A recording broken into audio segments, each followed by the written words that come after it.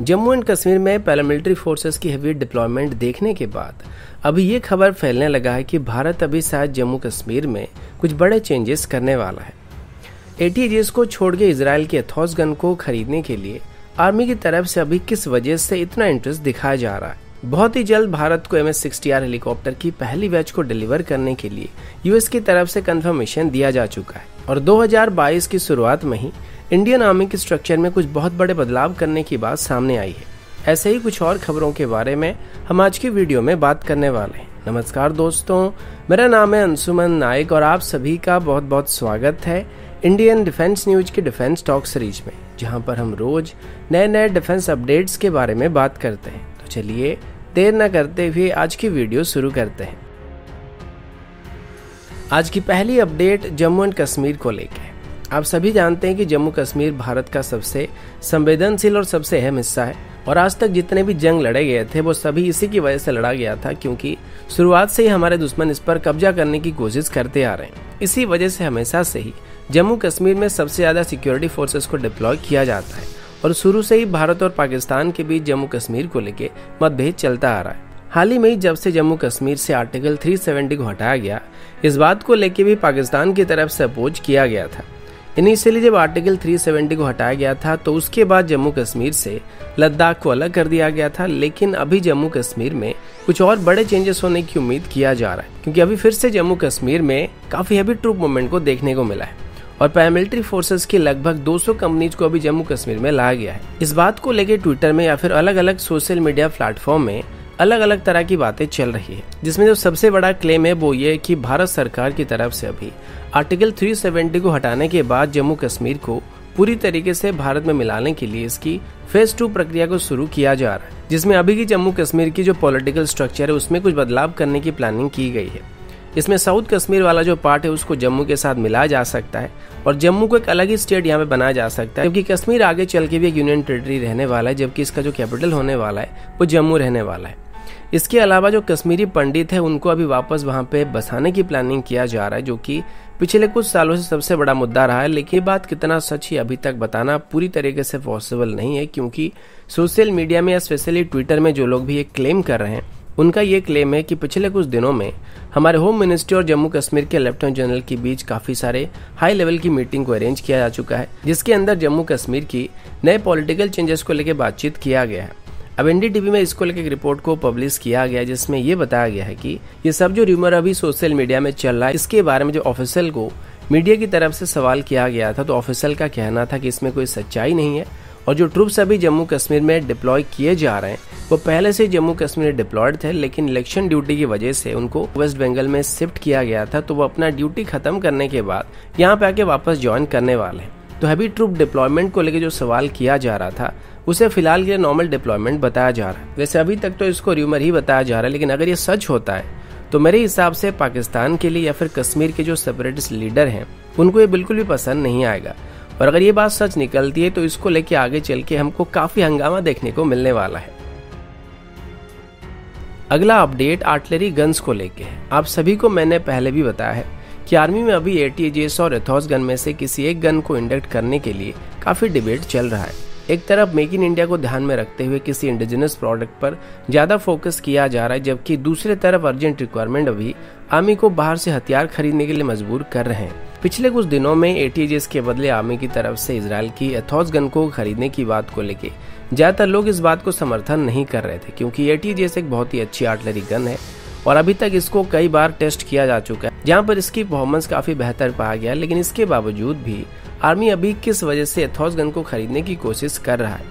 इसकी सबसे बड़ी वजह अभी इमरजेंसी को बताया जा रहा है कि चाइना के साथ जैसे हालात अभी चल रहे हैं तो उसको ध्यान में रखते हुए अभी जल्दी से आर्टिलरी गन्स को मॉडर्नाइज करने की कोशिश किया जा रहा है। अब अगर ATGS की बात करें तो आर्मी का कहना है कि इसकी टेस्ट को क्लियर करके इसकी प्रोडक्शन को शुरू करने में अभी कम से कम 2 साल का वक्त लग जाएगा, जबकि इजराइल हमको एथॉस गन को तुरंत ही डिलीवर करना शुरू करने वाला है। यहाँ पर आर्मी बस लिमिटेड नंबर में एथॉस गन को खरीदना चाहती है और सिर्फ अभी 400 के आसपास एथॉस गन को लेके खरीदने के लिए बातचीत किया जा रहा है और 1580 में से बाकी जो 1180 गन रहने वाले उनमें ATGS को इंडक्ट करने का प्लान किया जा रहा है। यहाँ पर इजराइल की तरफ से भी आर्मी को काफी अट्रैक्टिव ऑफर दिए जा रहे हैं। सबसे पहले तो वो एथॉस गन के लगभग 70% लोकलाइज करने की बात कर रहे हैं, साथ ही इसको बस 10 करोड़ की कीमत में भारत को ऑफर किया जा रहा है। और एल्विट सिस्टम की तरफ से गन की टेक्नोलॉजी को भी अपने इंडियन पार्टनर के साथ कम्प्लीटली शेयर करने के लिए ऑफर दिया गया है।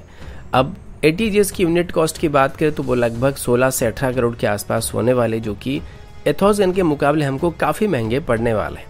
दूसरी तरफ हमारी जो प्रोडक्शन है, इसको लेके भी आर्मी हमेशा ही परेशान रहा है, क्योंकि 2019 में 114 धनुष गन को खरीदने के लिए ऑर्डर को प्लेस किया गया था, लेकिन अभी तक 114 में से बस 12 ही गन को आर्मी को डिलीवर किया गया है। जबकि इजराइल का कहना है कि अगर उनको 400 गन के लिए अभी ऑर्डर को प्लेस किया जाता है तो वो 2025 तक ही सारे के सारे गन को आर्मी को डिलीवर करने वाले हैं। अब यहाँ पर एक और बात भी किया जा रहा है कि अभी सिर्फ एक ही तरीके की आर्टिलरी गन्स को खरीदने के बदले आर्मी अभी अलग अलग टाइप की गन को खरीदने की कोशिश कर रहा है, जिनको हमारी रिक्वायरमेंट के हिसाब से अलग अलग जगह पर इस्तेमाल किया जाएगा। तो मे भी ये भी एक वजह हो सकता है जिस वजह से अभी ऐसा फैसला किया जा रहा है, लेकिन ATGS की वजह से पिछले 2 साल से इस टेंडर को होल्ड पर रखा गया था, वरना 2019 में एल्विट सिस्टम को L1 बिल्डर घोषित किया गया था और ATGS की तब टेस्टिंग वगैरह चल रही थी और उस दौरान DRDO की तरफ से रिक्वेस्ट करने की वजह से ये जो टेंडर था इसको होल्ड पर रखा गया था, लेकिन अभी शायद इसे और ज्यादा डिले नहीं किया जाएगा।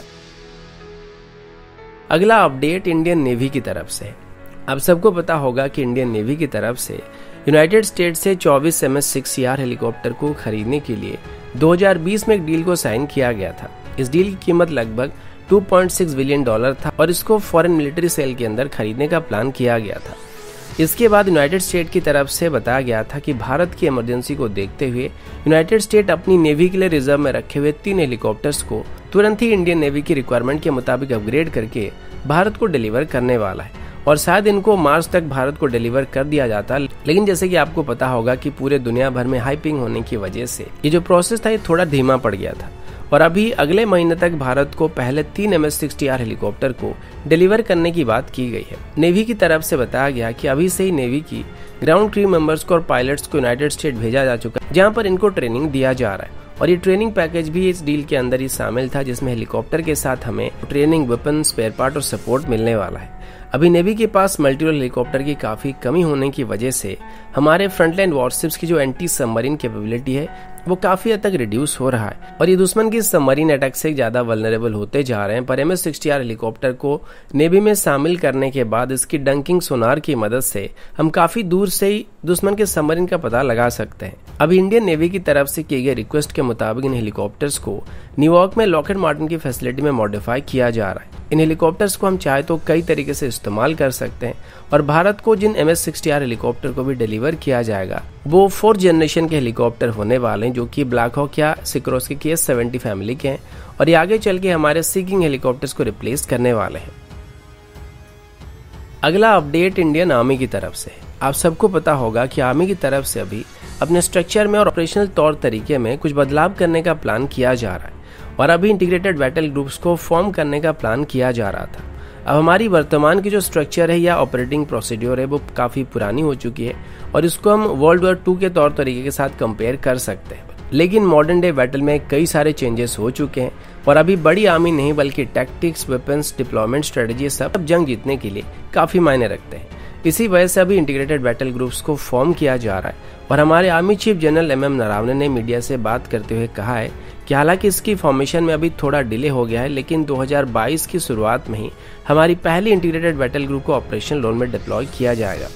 हर इंटीग्रेटेड बैटल ग्रुप में लगभग 5000 के आसपास सोल्जर रहने वाले हैं और हर एक इंटीग्रेटेड बैटल ग्रुप के पास खुद के infantry unit, armoured unit, artillery unit और एयर डिफेंस यूनिट के साथ साथ इंजीनियरिंग टीम भी मौजूद होने वाली है। अभी इनिशियली जो मेन चेंजेस होने वाली है वो हमारी फर्स्ट कॉ के अंदर होने वाली है। अब हमारे टोटल 14 कॉ है, जिनमें से 4 ऑफेंसिव स्ट्राइक के लिए हैं और इनमें से फर्स्ट कॉ के हेडक्वार्टर मथुरा में, 17 कॉ के हेडक्वार्टर पनागढ़ में, सेकेंड और 21st कॉ के हेडक्वार्टर जो है वो अम्बाला और भोपाल में मौजूद है। इनमें से सबसे पहले अभी फर्स्ट कॉ को रिस्ट्रक्चर किया जाएगा और इसे मेनली चाइना स्पेसिफिक रोल के लिए डिप्लॉय किया जाएगा, लेकिन शॉर्ट नोटिस में इसको ईस्ट और वेस्ट दोनों साइड में डिप्लॉय किया जा सकता है। इसके बाद टोटल 8 से 10 के आसपास इंटीग्रेटेड बैटल ग्रुप को बनाने का प्लान अभी किया जा रहा है और आगे चल के और भी ज्यादा बढ़ सकती है, क्योंकि आगे चल के हमारे टेरेन के हिसाब से और थ्रेट परसेप्शन के हिसाब से आर्मी अपने स्ट्रक्चर में बदलाव करने वाला है और अभी आर्मी को बल्कि नहीं बल्कि लीनियर मैनर में ऑपरेट करने के लिए रिस्ट्रक्चर किया जा रहा है, जिससे आर्मी की फ्लेक्सिबिलिटी और फायर पावर